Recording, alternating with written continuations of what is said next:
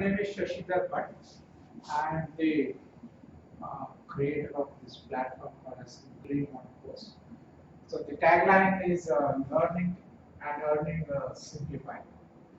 Basically, my statement is that the world is changing. We are chasing the rapid development of the technology, disrupting businesses. So is the way of life. The digital transformation brings new practices driven by modern thoughts. So we are a Green Workforce is a global team networked by human relationships, the skills, the work experience, and core principles are combined to simplify the complexities of professional life.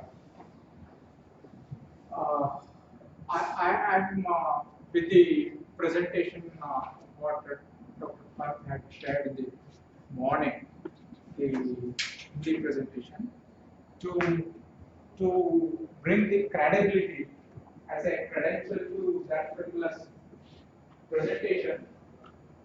I would like to share my experience because I am practicing the same for almost 3 years now. So after 3 years, this is what the shape, what you're seeing on the screen. Basically, I'm working on this particular area. So we work on online reputation building. We work on social entrepreneurship. It's about lifelong learning. We are in a global job market. Work from anywhere is the base. So team collaboration is an ingredient for this success. Self-help is the best help. This is the way you can be successful in so-called gig economy. Then instead of using gig economy, I don't know why I was fascinated by another alternate terminology called as alternate career. So I use that. We have designed the system on a basis of fail-safe career. Fail-safe is basically, do not put all your eggs into one basket. Instead, have something alternative. So, doing all this, in the gig economy, these startups are very important consumers of whatever comes from the supply side. They are on the demand side. Since personally I am from technology background, I restricted myself to technology startups instead of taking everything in the open. So open education, as Dr. Pant was telling, the learning would happen on the mobile, right? So that is the future. So learners are there. They are learning the subject of their interest because of their own reason. Then there are teachers. So it is just a matter of connecting learners to the teachers. In between, you don't need anything else. Like it is not a barrier at all.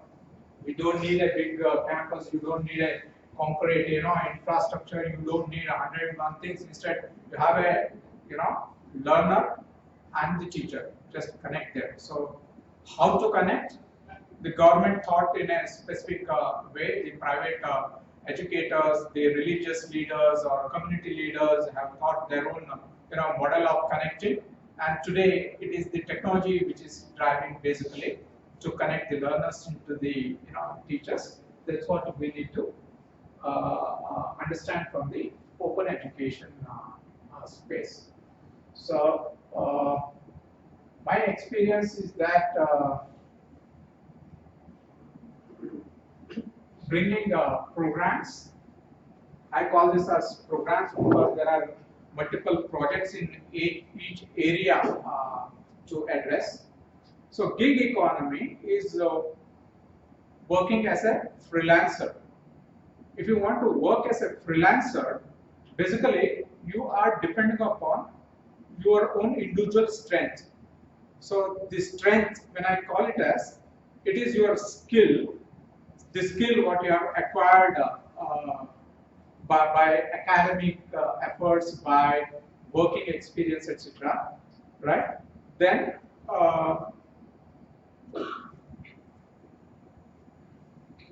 the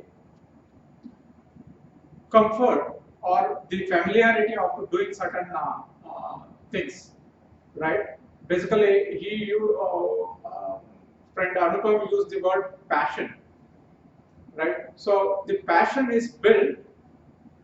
I don't know when you get a particular subject area or a domain as a passion in your life, but I call it as it's your comfort. You feel very happy. You feel very delighted to work in a specific area with specific people with specific community. So that's what it matters. Your skill, your passion, you chase it as a freelancer to work, right? So individually you can do so many things. In addition, if there is a team, if there are like-minded people, supporting each other, you can do much more than what an individual can achieve.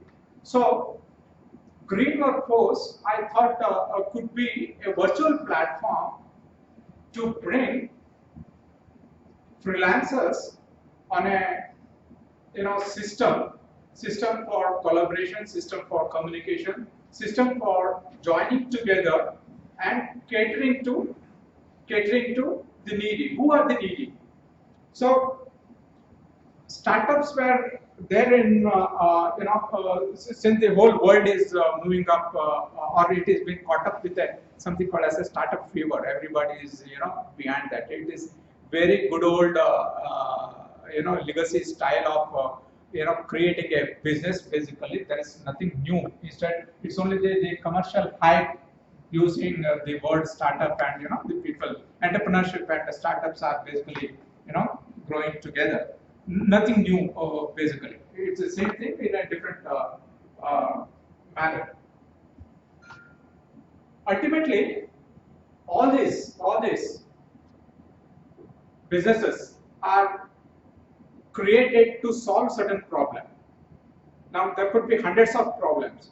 So if you restrict to one area, the social problems, that those category domain is called as social entrepreneurship, social startups, right? Now we started understanding which are the problems around us and start probing from each and every person we meet and we interact, we discuss. What are the issues? Basically, education, the quality of education is a problem. Why? There are many reasons. Educators come with their own argument, the industry person says his own argument, but quality of education is a problem. Everybody agrees. And probably each one of us working in our own area have understood very clearly that quality of education is a problem. That is point number one. Next is the employability. So the graduating students from the campus are not employable. This is a known problem. I need not have further discussion on that because it is proven. The hundreds of studies, the proper scientific studies have been made. This is the percentage of graduating students are employable in the industry, and the rest of them are not. Right. So these two, quality of education and employability, are directly connected somewhere to the teachers, right? Because the whole the education, the domain, teacher is the core component there. So connecting teachers, academy to the industry is one of the motive behind Green Workforce. All of you are working probably somewhere, there is a thin line of, so-called as conflicts there. But somewhere, so teacher entrepreneurs, so transforming teachers into entrepreneurs. So I call it as transforming teachers into knowledge workers. So teachers are basically local champions. They are good in their own domain. Mathematics teacher, good mathematics teacher, he or she performs very well in the campus. Then somewhere out of the campus, they have set up a tutorial, they have set up an tutoring company. Then they are the champion. Now, local champion, if they can be connected to the global community and local champion being transformed into a global professional, that is where the gig economy comes into picture. That is where the tons of platforms, what Anupam had shared or Dr. Pant was mentioning, comes into picture. So even I made attempts talking to teachers, understanding how I can connect the industry to the academy, and doing so transform the teachers into knowledge workers.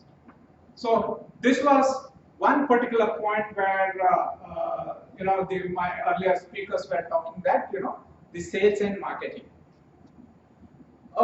Very very clear indication what I got from my experience is that teachers, the moment I say, hey, you have to sell yourself, you have to sell your skill, you have to sell your course, you have to sell your content in the global platform, the moment I say you have to market, you have to sell, they step back. They will not come forward. They say, no, that is not my cup of tea. I cannot do this. So what is the alternate? You bring the job, you are a sales guy, you are a marketer, you bring the job, you bring 100 jobs and you distribute to 100 teachers, then there are 100 teachers who are, capable of executing it to the quality, as per the client's expectation, they can deliver. This is what is the answer I got. Now, I'm a marketer, I'm a sales guy, and I have my own, skill set. I'm from the technology background. I have my own passion to, take up in the field. So why should I work, to get a percentage, say 10%, 15%, 20% as a margin to get a client's project, then give it to the teachers, get it executed, then hand it over to the client. That is an industry. That is how the BPO, KPO segment, that is how these IT companies are built. I am not an IT company. I am a virtual, platform. I don't want to do that. Instead, I would like to chase my own, passion, my own domain area, work area. So instead of telling the teachers that, hey, you have to sell yourself, you have to market yourself, I simply introduce one tool called as MailChimp. MailChimp.com is a typically bulk mail tool. It is a marketing tool, it is a kind of a sales tool. But if I call it as a sales tool, marketing tool, they don't even, register there. Instead, even MailChimp knows that, this is the resistance from typical, the whole world itself, the salesmen and dogs are not allowed is the board which is they put, right? So I don't know, maybe because of one or two bad experiences that salesmen cheat and sell a wrong product, and they just out of a transaction they make money and they just vanish because of this bad experience. Even we have gone through that particular cycle. So that is where we have branded that all sales guys, all marketing guys are not welcome. So this MailChimp, they said that, hey, they have branded that product as a newsletter product. The engine is marketing there, content marketing there, sales there, but they call it as a newsletter. So then the people started accepting that. So there are millions of MailChimp users now, basically startups, individual entrepreneurs, individual freelancers are using MailChimp. There is a free account which is available where they can have contacts up to 2,000 and they can build their own base. So could you spell this? Mail, M-A-I-L, C-H-I-M-P. CHIMP. Yeah, institute.com. So basically, building your own target audience. He mentioned that mail list. Building a mail list is very important job for all of us. Dr. Pant said, teachers are in a way sales guys. They do precisely what a marketing or a salesperson does, but they sell their knowledge, their content. They pursue, they persuade the students. You know, there is a lot of similarity between the sales and marketing professional with that of teachers. Equal kind of a homework required, preparations required, kind of interactivity is required. Then actually there is a selling happening because the student, you know, they learn, they get convinced what teacher is telling. Even if a child's father or mother is, preaching something, talking something, or telling them about a topic, they say, no, no, teacher told me like this. So they are very much convinced by the teacher. They are influenced. So the teachers are sales and marketing. You are already, all that required is a kind of a mindset. Hey, sales and marketing is not that bad. Instead, it is required for every individual to succeed. Especially in the gig economy, to succeed as a freelancer, instead of calling it as a freelancer, maybe even because sometimes socially freelancing is not a respectable job. So who are you? I'm a freelancer. Then hey, he's doing some freelancing. I'm a consultant. Consulting, consultancy, and freelancing, hardly there is any difference. I'm a consultant. I'm with tie and I'm with all fancy package. Yes, they are accepted, but freelancing is not. So these are the kind of obstacles or the hurdles what I experienced, and again, uh, the negative sides what the video shown is that the salary structure is month on month basis where you have a certain inflow, the cash flow which is happening, and these are marked for the 15,000 for your rent, your 20,000 for housing EMI. So everything is calculated there. So the moment you got into a job there, be it a government or a MNC job, then there are 100 guys or at least a dozen guys behind you who is marking that, hey, he is drawing 60,000 salary, so that there is a marketing person or a real estate person, or there is a car, the automobile person behind you to sell a product. They know precisely how much you are drawing. They will advise you whether to buy an entry level car or a sedan. They will tell you whether to buy a 1 BHK house or a 3-bedroom house. So it has been marked. That is how the system is. Unfortunately, salary is being paid at the end of the month. You work for the entire month, 30 days, 31 days, and salary is being paid after that. Whereas your house rent, you are paying in advance. There are so many things which has been marked, you are paying in advance. Except that things like taxi, you go for a ride first, then you make the payment, or maybe little about postpaid. Otherwise, this is the structure, the whole world, not just our problem, the whole world. The system is designed like that, the monthly inflow like this. So in gig economy, you have that fluctuation. Now, taking that as a challenge, he mentioned that it's a negative part, but how to solve when it comes to execution? Now, just because of that challenge, so if you say, hey, I don't want to become a freelancer, I don't want to be an independent consultant, then that could be a negative thing, it's a setback. So what I propose is that don't quit your main job, don't get out of your routine earnings. Instead, instead you have both. You have your main job plus the freelancing job, so-called side gig, right? When yes, so when the side gig earnings are so much that you can plan for next 6 months or 1 year at least to take care of your monthly, the routine expenses. Probably that is the time you think of quitting your main job. That works. That works. And sorry.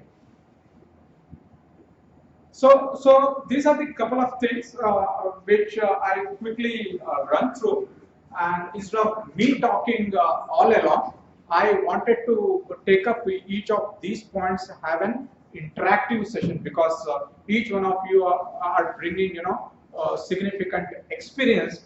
Probably the kind of the objectives set by Dr. Pant could be fulfilled with such interaction. One is local champion and global professional. Both are required. To bring the genuinity, you have to work in the local community, local market, local people, and try to be a champion. I mean, you need to excel in your local routine job. That is a must. If you are purely dependent upon your global, connectivity, global profession, then there is a danger. Why? Global engagements normally happens with strangers. Someone in America, someone in Europe who is hiring for your skill, for your experience, for your talent, is hiring because it is a need for him. And it doesn't take not even a minute to say and write a mail, hey, thank you Shashidhar, you have done an excellent job, and it is not required for me from tomorrow onwards. That happens. When you are working with the strangers, even if there is a relation built up, when he is someone, on a global, distant place, this is the danger what you have. So never ever depend upon such engagements until unless you have 2, 3 that even if one breaks down, there is one, alternate you have. Such planning you can do it. Otherwise, my say is that be a local champion, go global. Don't remain within 4 walls. Don't restrict to only the local earnings. Be a global professional. Connect up with the job markets, global markets, and work there. So that's one thing. Next is main job and the side gig. I have explained already. When to quit the main job and be depend upon your freelancing is a debate that has to be planned out. So my say is that at least 6 months flow has to be reserved. Your routine monthly expenses, at least 6 months coverage has to be reserved. Otherwise, you don't take a risk of quitting the main job. Self-help, though everyone knows about that. Don't put all eggs into one basket. Even if the global engagement main job में तो है नहीं, क्योंकि main job your employer takes an undertaking from you that you will not take up another job. That is a mandate from the law itself. I don't know why it has been made. As long as it is not conflicting with your main job, you are supposed to be allowed to take up another job if the time permits, right? So however, the exploitation, the situation, especially the women colleagues, the problem is that a lot of exploitations. So if the traveling is a problem, and household management, then the workplace harassment, then you do not have time for anything at all, right? So for addressing such problems, always have the alternative, and the gig economy is a better answer, is a solution to such problems. Then power of a team. Individually you can work a lot, but when you are in a team, the collaboration is important, communication is important, and complementing each other is important. When you are in a team, you can do much more than what you can do individually. Believe me, there is no competition as of today. So if there are 10 chartered accountants, 10 lawyers, or 10 programmers, absolutely no competition. The market is so big that each one of them have their own space to work. All that required is help each other, complement each other. So that's the way it can go. Then system driven versus human relationship. So most of the sites which has been created, you call it as Upwork or Odesk freelance earlier, or it could be Guru or Fiverr, etc. These are all system driven. So for that matter, Pansab explained, he has quit LinkedIn because of a certain uh, emotional connect, because LinkedIn is a platform which is designed to connect the people, to build the relationship, human relationship. They have created this platform to connect the people who are relevant to each other. But unfortunately, such system-driven platforms lacks the emotional connect. Precisely, he mentioned that hey, this was a 23-year young professional, endorsing a 65-year-old veteran in that particular domain. That is the emotion, right? So wherever it is possible, try to bring the human flavor against the system driven platforms. In a way, if you want to adopt yourself, have little ego on that emotional connect. Forget about your ego that he is a young, he is rich, or he is a poor, he is my caste, he is talking my language. So all this doesn't matter. System driven platforms like LinkedIn, Facebook, your Upwork, all this doesn't give even a bit to the emotions there. Forget about that. Just go with the system, understand the system, how it works. So that is our problem actually. The Google keeps tweaking that system, that search, the algorithm are being tweaked. Same is the case with LinkedIn, Facebook, all of them are fighting with each other. They tweak at the algorithmic level because they are creating a system there. So now we are all kind of a zombies. They have already planted a small portion of LinkedIn, a small portion of Facebook into my mind, my soul, and into me. We are the zombies. Believe me, there is a strong social engineering which is gone into building such systems. Now that brings the addictive stuffs.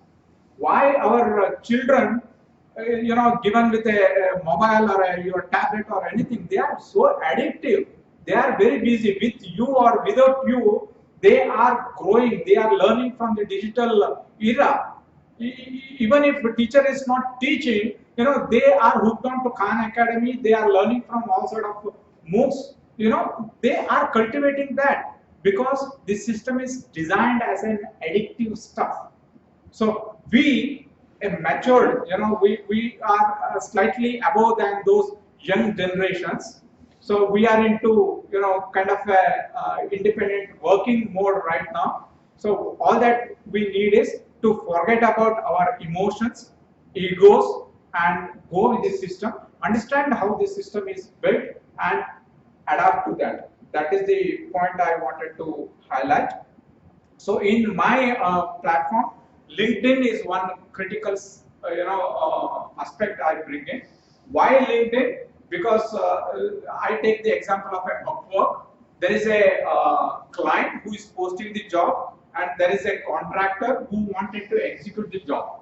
Job could be your content writing, it could be programming, it could be graphics design, or anything. Now, the contractor applying for the job for a specific client, they are the strangers, right? LinkedIn is the platform which helps to convert that strangeness into a relationship. The moment you try searching who's that client, look for that company. Now within that company, who is this person posted the job, right? So you hook on to that person, then LinkedIn system is designed to connect you to that person what you are searching. So हो सकता है there could be one of your classmate, one of your colleague or one of your relative is somewhere connected to the client who has posted the job. So it converts that strange factor into a relationship. That is where LinkedIn is very important. Then I make use of Mailchimp because in a way, though it's a marketing tool, in a way it is designed in a better way to adapt it. Then personal organization is very important basically. Most of the corporates, the larger organizations, companies use things like your ERPs, CRM, your business applications, all that. Same thing is required at our individual level also. I'm a freelancer, I'm an independent worker. I have tons of clients' data to maintain, tons of the project data has to be tracked, monitored, recorded, documented. Many things are happening at my individual level, right? So you need a CRM, you need an ERP at your individual level. Personal ERP is required. So standardize one such tool where you can organize everything into one place. It may not be possible that you bring everything into one place, but at least two, three, good components which you are comfortable with.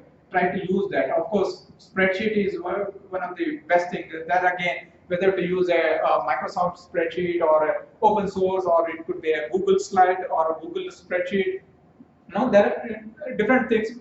So all of us can choose whichever is comfortable to us. Basically, what device you are using, and how your familiarity or the comfort, or even sometimes the client they drives which tool you have to use, because client says, hey, I am on Google Drive, can you come on Google Drive and collaborate with me. That's how it's going to happen. Next is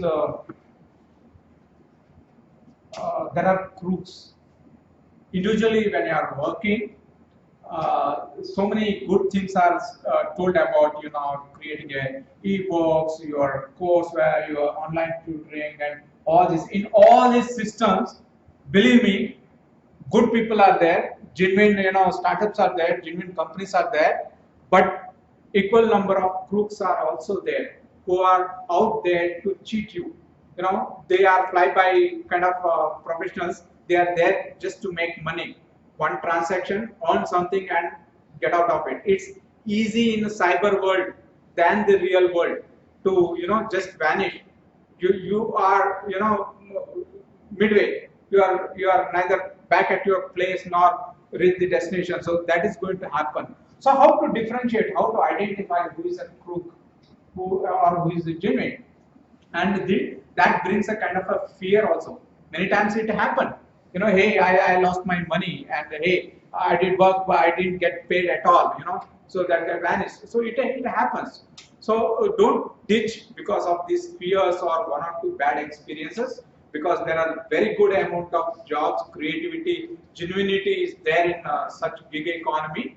So have bit of intelligence at your end, or if not, consult someone who is already into that particular domain, and try to get an advice whenever you have a doubt. That's one thing. So then best thing what such efforts what Dr. Pant is driving now can solve some more problems are very, very critical for countries like us, India, the rural youth migration to cities. You know, uh, from village, typically when there is no proper college or a university in the surroundings, they come to either a metro or a tier 2 city for academic purpose, for engineering, your degree college, or it could be post B school, etc. And that is the beginning, that is the first entry point. Once they come out of their village, come to tier 2 city or a metro, tendency is that they don't go back, they remain here. Even if they don't get a job, they remain here. They slog for at least 2 years if they are not placed in the campus. At least 2 years they struggle. They struggle doing all sort of jobs. What's happening is engineering, for example, the fees are standardized. 6 lakh से 8 लाख तक ये एक bracket बन गया, so everybody is charging that. And now who is paying that 8 lakh rupees towards 4 years course? Somebody takes a loan, somebody takes from pocket money from uncle or some relative, or it is a hard way, they get money and they spend on this fees. Then why they are paying this? Because somewhere they have seen that these engineering graduates are being paid well, they are placed well. So placement is a critical aspect here. They are putting their onus onto the institute. Hey, we have paid this much of fees, now better you give us the placement. Institutes struggle a lot to bring the companies to the campus and have their criteria fulfilled, then place the students. First of all, quality of education is degraded and there is a disconnect. That is one problem. Even after that, there is so much of competition. Even after a good education, probably there is a so much of competition that not everybody is placed well in a good companies or with a relevant job at least.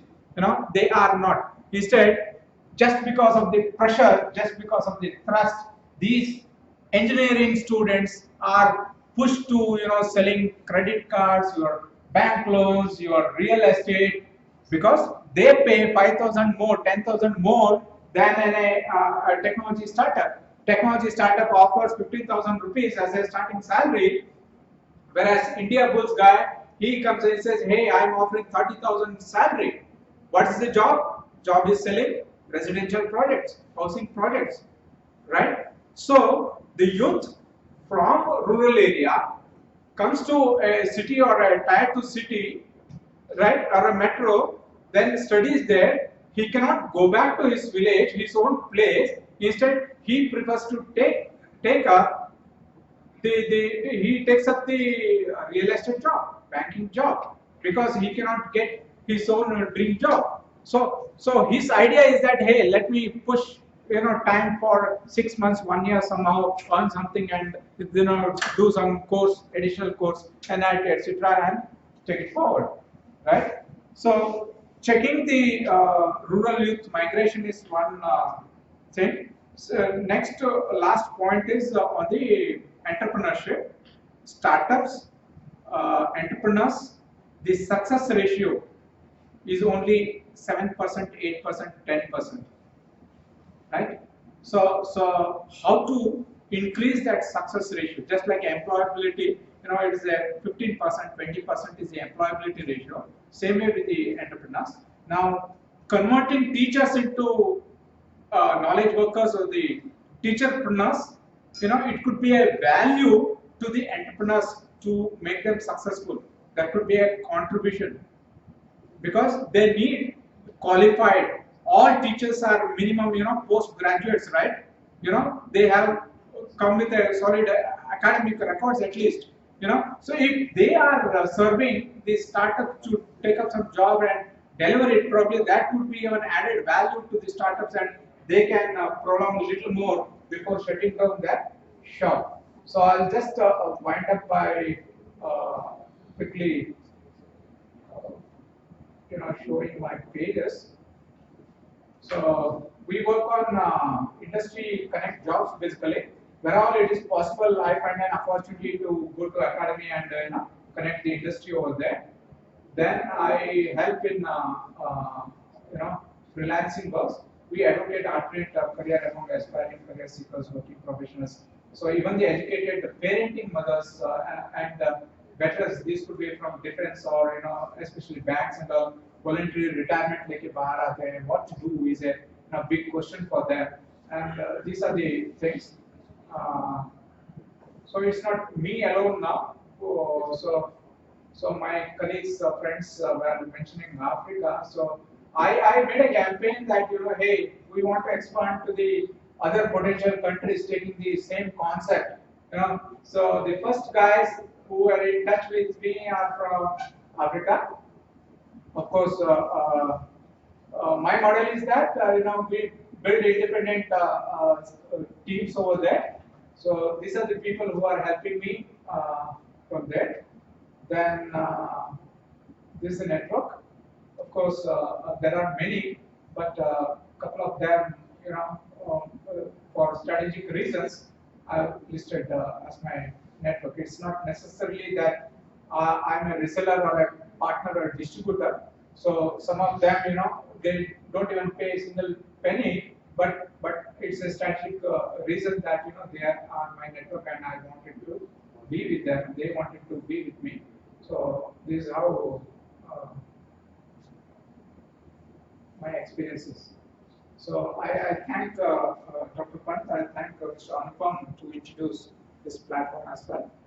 And so I'm open to help, to collaborate, to assist any of you, who's into this particular domain. And Can you share your numbers? yeah, it is